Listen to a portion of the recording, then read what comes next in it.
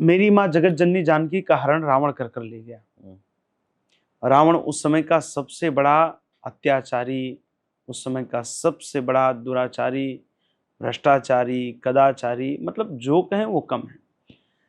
अपने बल पौरुष से, अपनी बुद्धि से उसने सभी देवताओं को भी बंदी बना लिया था। पवन देव उसके यहाँ झाड़ू लगाते थे। बृहस्पति आकर के सवेरे उसके जागने के लिए, जैसे कोई हमें मॉर्निंग विश करता है, वो बृहस्पति की ड्यूटी थी।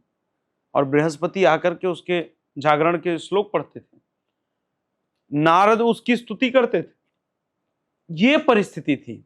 शनिदेव को उसने ले जाकर के उल्टा कर दिया था, क्योंकि किसी ने कहा कि शनि वक्र आपके वक्र दृष्टि में है, तो शनि को उसने ला करके उल्टा कर दिया था। इसीलिए सुंदरकांड में एक चौपाई है, उलटी पलटी लंका समझारी, कूदी परा पुनि सिंधु मजारी।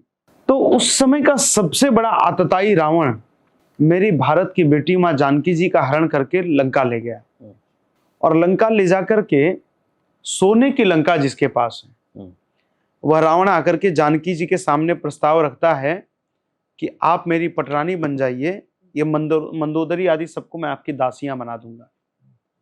उस समय उतने बड़े आक्रांता के सामने भारत की अकेली महिला तिनके के ओट को लेती है, एक तिनके को लेती है। तृणधरी ओट कहती भय देही, सुमेरी अवधपति परम स्नेही। उस तिनके को लेकर कहती है, रावण तुझे भगवान के पौरुष का पता नहीं है। और उस समय दुत्कारती है रावण को, मुझे अपने भारत की बेटी को ऐसा बनाना है कि दुनिया का चाहे कितना बड़ा आक्रांता उसके सामने चला आए, मेरी भारत की बेटी न डरेगी। जो प्रधानमंत्री जी ने कहा था, मैं उन पंक्तियों को बहुत ध्यान में रखता हूं कि मुझे अपने भारत की बेटियों को ऐसा बनाना है जो न किसी से आंखें नीची करके बात करेंगी, न किसी से ऊपर करके बात करेंगी, वो दुश्मन की आंखों में आंख डालकर उससे बात करेंगी। तो सक्षम बनाएंगे उन बेटियों को।